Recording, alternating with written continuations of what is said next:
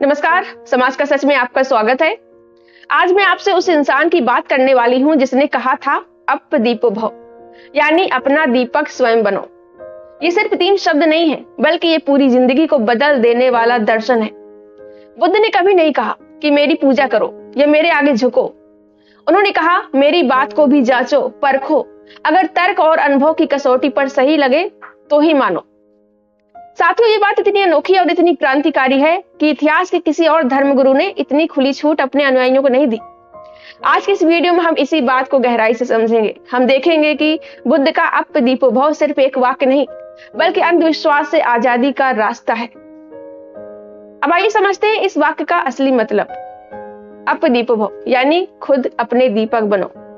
यहाँ दीपक का मतलब है ज्ञान, समझ, विवेक।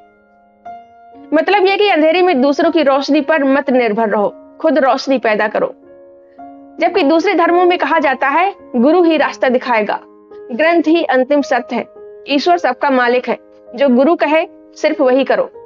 लेकिन बुद्ध ने कहा अगर कोई रास्ता है तो वो तुम्हारे भीतर है, अगर कोई प्रकाश है तो वो तुम्हारे विवेक में है। अब सोचिए, बाकी धर्मों में आपको क्या सिखाया जाता है? जो धर्म ग्रंथों में लिखा है उसे ही अंतिम सत्य मानो, सवाल मत पूछो, धर्म पर शंका पाप है, भक्त बनो, आंख मूंद कर बातें मानो, गुरु का आदेश ही अंतिम सत्य है, ईश्वर अल्लाह गॉड को नाराज मत करो। यानी इंसान को सोचने समझने की शक्ति से वंचित कर दिया जाता है। लेकिन बुद्ध ने कहा तर्क करना, सवाल करना ही तुम्हारा अधिकार है, यही तुम्हारी आजादी है। एक तरफ वो लोग हैं जो कहते हैं कि अगर ग्रंथ में लिखा है तो वो ही सत्य है, और दूसरी तरफ बुद्ध हैं जो कहते हैं कि अगर ग्रंथ में लिखा है, किसी किताब में लिखा है, तब भी उसे जांचो, परखो।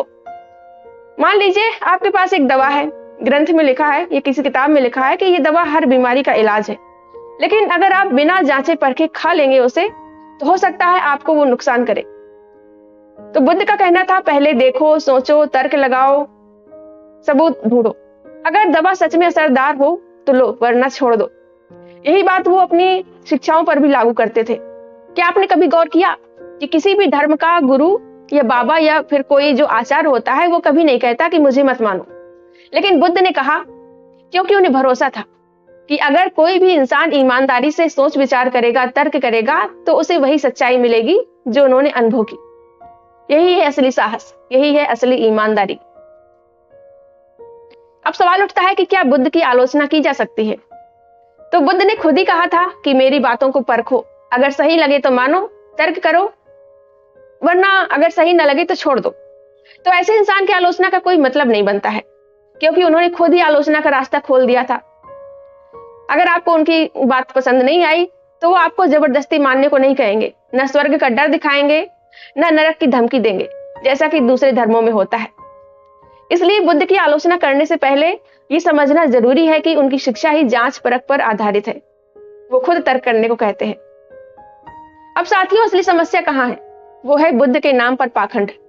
आज कई लोग बुद्ध को भी वैसे ही भगवान बना बैठे हैं जैसे बाकियों ने बना रखा है। कहीं बुद्ध की मूर्तियों के आगे अगरबत्ती जलाई जा रही है, कहीं घंटों पूजा पाठ हो रहा है, कहीं भिक्षु भंते राजनीति और पैसों के खेल में डूबे हैं, कहीं बुद्ध वंदना भी उतनी ही अंधभक्ति बन चुकी है जैसे जितनी बाकी धर्मों की प्रार्थनाएं हैं। बता दें, ये वही है जिसके खिलाफ खुद बुद्ध ने आवाज उठाई थी। उन्होंने कहा था खुद सोचो, खुद समझो, आडंबर मत करो। लेकिन उनके नाम पर लोग फिर से आंख मूंद कर भक्ति करने लगे हैं कुछ लोग।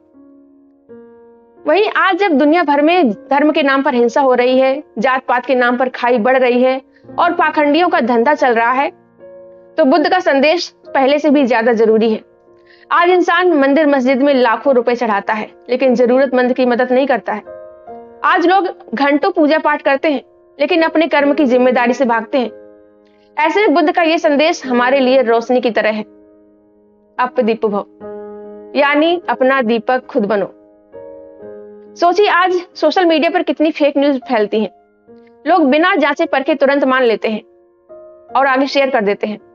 अगर लोग बुद्ध की शिक्षा अपनाएं, तर्क करो, जांचो, परखो, तो कितनी झूठी खबरें फैलने से पहले ही रुक जाएंगी। बुद्ध की एक प्रसिद्ध कथा है अंगुलीमाल की। अंगुलीमाल एक डाकू था। वो लोगों को मारकर उनकी उंगलियां काट लेता था और माला बनाता था।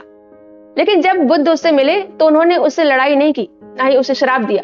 उन्होंने सिर्फ उसकी बुद्धि को जगाया, उन्होंने कहा, अगर सच में तुम बहादुर हो तो हिंसा छोड़ो। असली बहादुरी है अपने क्रोध और अज्ञान पर विजय पाना। और वही अंगुलीमाल जो हत्यारा था, बुद्ध का शिष्य बन गया।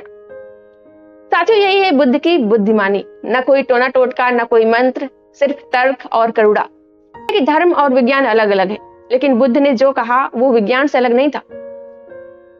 उन्होंने कहा कि हर चीज परिवर्तनशील है, और आज विज्ञान भी यही कहता है।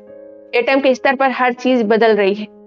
वहीं बुद्ध ने कहा कि दुख का कारण तृष्णा है, और मनोविज्ञान भी यही कहता है कि मानव की ज्यादातर समस्याएं उनकी इच्छाओं और लालसाओं से पैदा होती हैं।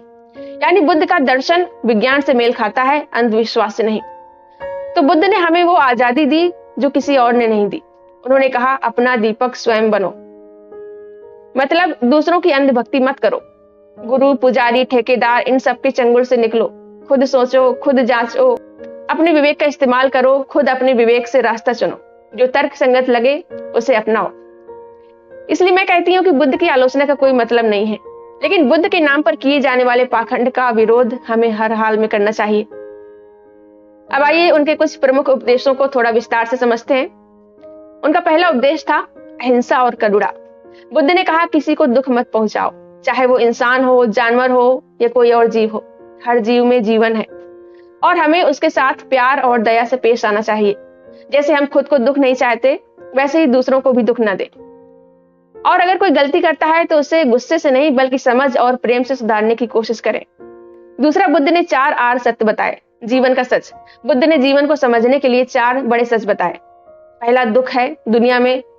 बुढ़ापा, बीमारी, नुकसान, ये सब जीवन का हिस्सा है। दुख का कारण हमारी चाहतें और अज्ञान है। हम चीजों को पकड़ लेना चाहते हैं जो हमेशा नहीं रहती। वही दुख से मुक्ति। उन्होंने बताया कि अच्छी खबर यह है कि दुख को खत्म किया जा सकता है, चाहतों को छोड़कर, इच्छाओं को छोड़कर और सही समझ विकसित करके। दुख से मुक्ति का रास्ता है अष्टांगिक मार्ग, जो हमें सही तरह से जीना सिखाता है। बुद्ध ने एक संतुलित और सही जीवन जीने के लिए 8 नियम बताए, जिन्हें अष्टांगिक मार्ग कहते हैं। ये नियम ऐसे हैं। पहला है सम्यक दृष्टि, यानी चीजों को वास्तविक रूप में देखो। भ्रम या अंधविश्वास में मत रहो। समझो कि जीवन दुख का हिस्सा है और उसका कारण तृष्णा है। दूसरा, सम्यक संकल्प। अपने इरादों को शुद्ध रखो। क्रोध, देश, लालच छोड़ो। करुणा और अहिंसा अपनाओ। दूसरा, सम्यक वाणी। सच बोलो, झूठ, गाली, चुगली या हानिकारक बातें मत बोलो, मत कहो। चौथा, सम्यक कर्म। अपने काम नेक और अहिंसक रखो। किसी को चोट मत पहुंचाओ। चोरी या अन्य गलत काम मत करो। पांचवा, सम्यक आजीविका, यानी कि ईमानदारी से अपना जीवन यापन करो। ऐसा काम मत करो जिससे दूसरों को नुकसान पहुंचे। छठा, सम्यक प्रयास, यानी बुरे विचारों और आदतों से दूर रहो। अच्छे और सकारात्मक विचारों को बढ़ावा दो। सातवां है सम्यक स्मृति, यानी अपने शरीर, मन और विचारों पर सजग रहो। जो कर रहे हो उसे पूरी जागरूकता और ध्यान के साथ करो। आठवां, सम्यक समाधि, यानी मानसिक एकाग्रता और ध्यान के माध्यम से मन को स्थिर करो। इससे सच्चाई और शांति की अनुभूति होती है। इसके अलावा बुद्ध ने और भी कई शिक्षाएं दी जो जीवन को बेहतर बनाने के लिए है।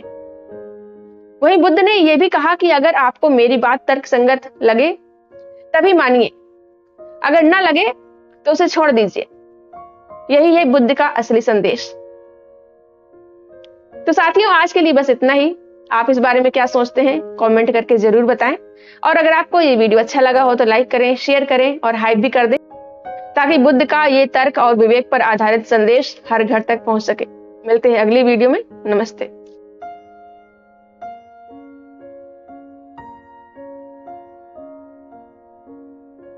अगर आपको मेरा काम पसंद आ रहा हो और आप चाहते हैं कि मैं इसी तरह बिना डरे, बिना किसी के दबाव के सच्चाई और सामाजिक मुद्दों पर बोलती रहूं और अंधविश्वास के खिलाफ समाज को जागरूक करती रहूं, तो आप अपनी इच्छा अनुसार मेरी आर्थिक मदद भी कर सकते हैं। मैं किसी संगठन या पार्टी से नहीं जुड़ी हूं। आपका सहयोग ही मेरी सबसे बड़ी ताकत है। आप अपना सहयोग वीडियो के नीचे दिख रहे थैंक्स के बटन पर क्लिक करके या फिर मेरी UPI ID shashi-singh9192@OKICICI पर सीधे भेजकर या फिर स्क्रीन पर दिख रहे QR कोड को स्कैन करके कर सकते हैं। आपकी हर छोटी से छोटी मदद मेरे लिए बहुत कीमती है। आपका छोटा सा सहयोग भी मुझे मजबूती देता है, क्योंकि जब जनता खुद साथ देती है तभी बदलाव होता है। धन्यवाद।